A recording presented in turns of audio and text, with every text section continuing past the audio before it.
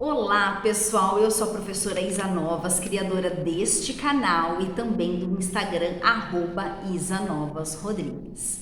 E hoje nesse vídeo aqui nós vamos ler e comentar o capítulo 7 do livro A Mão e a Luva do Machado de Assis. O título desse capítulo é Um Rival. Quem será esse rival? E rival de quem?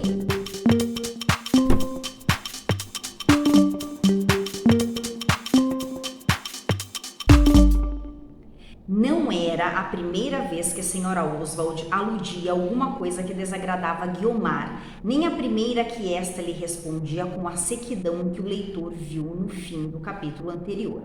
A boa inglesa ficou séria e calada alguns 2 ou 3 minutos a olhar para Guiomar, aparentemente buscando interrogar-lhe o pensamento, mas na realidade sem saber como sair da situação. A moça rompeu o silêncio. Está bom, disse ela sorrindo, não vejo razão para que se zangue comigo. Não estou zangada, acudiu prontamente a senhora Oswald. Zangada por quê? Pesa-me de certo que a natureza me não dê razão e que uma aliança tão conveniente para ambos seja repelida pela senhora. Mas, se isso é motivo de desgosto, não pode sê-lo de zanga.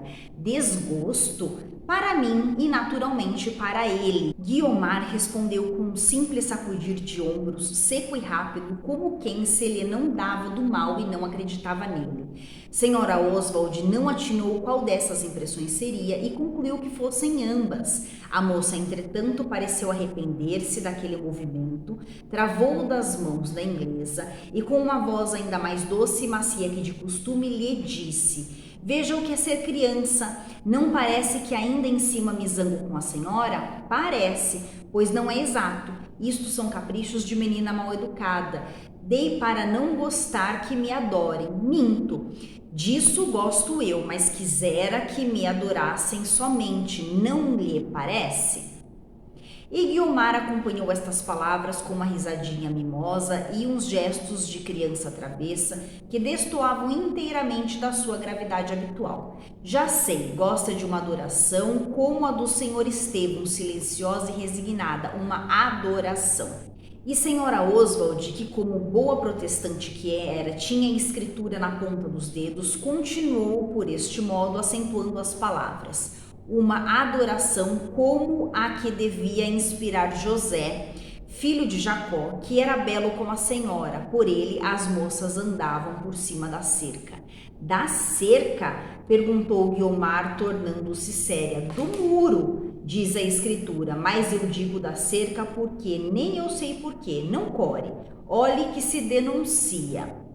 Guiomar corara deveras, mas era a altivez e o pundonor ofendido que lhe falavam no rosto. Olhou fria e longamente para a inglesa, com um desses olhares que são, por assim dizer, um gesto de alma indignada. O que a irritava não era a alusão, que não valia muito, era a pessoa que a fazia, inferior e mercenária. A senhora Oswald percebeu isto mesmo, mordeu a ponta do lábio, mas transigiu com a moça. Meu Deus, disse ela. Parece que se zangou por uma brincadeira à toa. Bem sabe que eu não podia querer agravá-la. Supô-lo é ofender-me a mim que também lhe tenho afeto de mãe. Então a senhora Oswald e a Guiomar estão aqui discutindo, tá? Porque a senhora Oswald está supondo, né, que a Guiomar deva parar de sonhar, deva ficar com um certo rapaz, mas a gente não sabe ainda de que rapaz que a senhora Oswald está falando, tá? E ela até é sarcástica, né, um pouco sarcástica quando ela diz assim, então quer dizer que você prefere um homem que a adore, como o Estevão. Então ela está falando de alguma outra pessoa, nós ainda não conhecemos essa pessoa. A última palavra aquietou o ânimo de Guiomar. Ela tinha cedido ao impulso do seu caráter altivo, mas a razão veio depois e o coração também, que não era mau. A inglesa, que possuía longa prática da vida e sabia ceder o tempo, uniu o gesto à palavra e chamou-a com os braços para si. Guiomar deixou-se ir um pouco de má vontade e a conversa teria acabado ali se a senhora Oswald não lhe dissesse com a mais doce voz que daquela garganta podia sair. Convença-se de que eu sou importuna e indiscreta por afeição e que a felicidade desta família é toda a ambição da minha alma. Não pode haver intenção melhor do que esta, um conselho último, se me não consentir mais falar-lhe nisto. Eu creio que a senhora sonha talvez demais. Sonhará uns amores de romance quase impossíveis? Digo-lhe que faz mal, que é melhor, muito melhor contentar-se com a realidade. Se ela não é brilhante como os sonhos, tem pelo menos a vantagem de existir. Guiomar cravara desta vez os olhos no chão com a expressão vaga e morta de quem os apagou para as coisas externas. As palavras de senhora Oswald responder-lhe-iam acaso a alguma voz íntima? A inglesa prosseguiu na mesma ordem de ideias, sem que ela interrompesse ou desse sinal de si. Quando ela acabou, Guiomar estremeceu como se acordasse, levantou a cabeça e, lenta e comovida, proferiu esta última resposta. Talvez tenha razão, senhora Oswald, mas em todo caso os sonhos são tão bons. Senhora Oswald abanou a cabeça e saiu. Guiomar acompanhou-a com os olhos, a sorrir, satisfeita de si mesma e a murmurar tão baixo que mal a ouvia o seu próprio coração. Sonhos não, realidade pura. Então aqui nessa conversa a gente entende que a senhora Oswald está dando conselhos para Guiomar, dizendo para ela: para de sonhar, para de ficar esperando o príncipe encantado. Tem um cara aqui, né, que é real, de carne e osso, então coloca, né, a sua escolha dentro da realidade, para de sonhar. Só que a Guiomar não gostou desse conselho. Vamos ver o que vai acontecer. Suponho que o leitor estará curioso de saber quem era o feliz ou infeliz mortal de quem as duas trataram no diálogo que precede, se é que já não suspeitou que esse era nem mais nem menos o sobrinho da baronesa, aquele moço que apenas de passagem lhe apontei nas escadas do ginásio. Era um rapaz de 25 a 26 anos, Jorge chamava-se ele. Não era feio, mas a arte estragava um pouco a obra da natureza. O muito mimo empetece a planta, disse o poeta. E essa máxima não é só aplicável à poesia, mas também ao homem.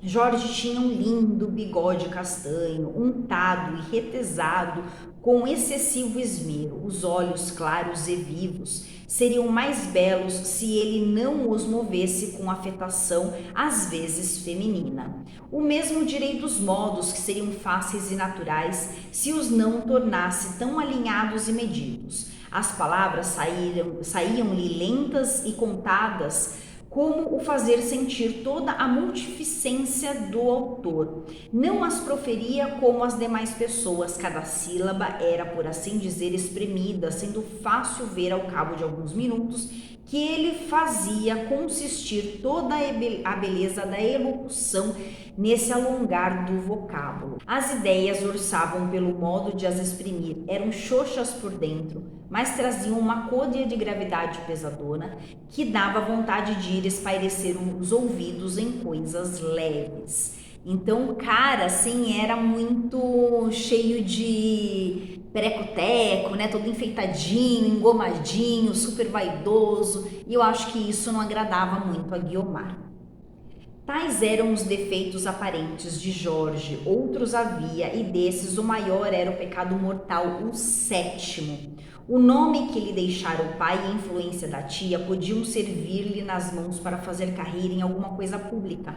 Ele, porém, preferia vegetar à toa, vivendo do pecúlio que dos pais herdara e das esperanças que tinha na afeição da baronesa. Não se lhe conhecia outra ocupação, então o cara era um folgado.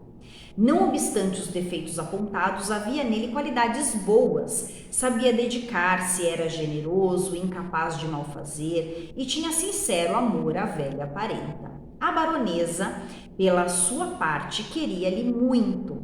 Guiomar e ele eram as suas duas afeições principais, quase exclusivas.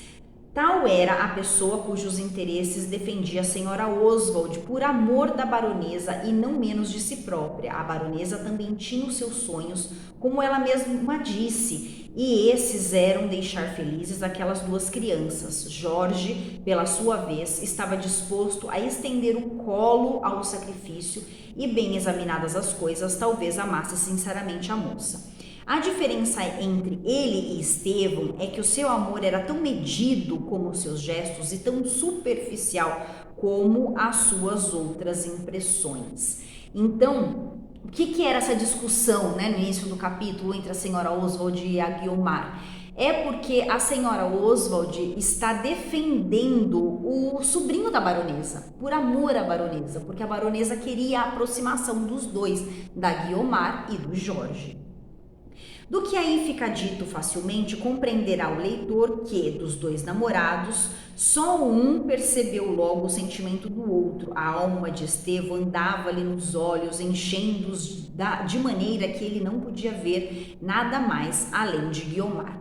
Ao cabo de 2 semanas, a situação de Estevão podia dizer-se menos má, na opinião dele era excelente. A baronesa soube quem ele era, Guiomar contara-lhe tudo, mas a inglesa, não menos que a observação própria, lhe mostrou que nenhum perigo corria a Guiomar e, excluído o perigo, restavam as boas qualidades do bacharel, que de todo lhe caiu em graça. Senhora Oswald navegou nas mesmas águas mansas. O próprio Jorge, naturalmente, porque confiava em si, não temeu do rival e pouco tardou que lhe abrisse os cancelos da sua gravidade, que admira, pois, que a mesma Guiomar afrouxasse um pouco da primeira rigidez. Aquele bom rapaz tinha a salutar crendice da esperança em que, muita vez, se resumem todas as bênçãos da vida. Pedia muito, como alma sequiosa que era, mas bem pouco bastava contentá-lo. A imaginação multiplicava os zeros, com um grão de areia construiria um mundo. A afabilidade de uns e a cortesia de outro tanto bastou para que ele se julgasse quase no termo de suas aspirações. E, posto não lhe desse Guiomar uma só das animações de outro tempo, que aliás tão frágeis eram, ainda assim acreditou ele piamente que o amor nascia ou renascia naquele rebelde coração. Então, Estevão aqui, né, estava ainda com esperanças de reconquistar Guiomar.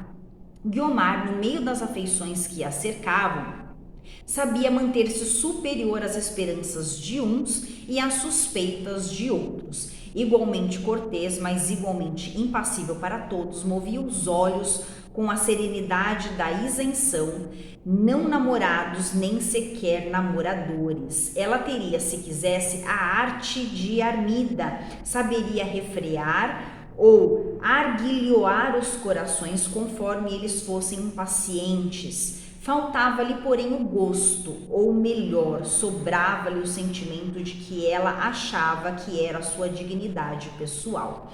E aqui finalizamos o capítulo 7. Agora a gente entendeu, né? Quem que é esse rival? É o Jorge. Então a gente tem agora 2 pessoas desejando a Guiomar, 2 pretendentes para Guiomar. O Estevão, que é todo bobão e apaixonado, hiper romântico. E nós temos agora o Jorge, né? O Jorge, ele é rico, muito rico, né? Porque ele é o sobrinho da baronesa.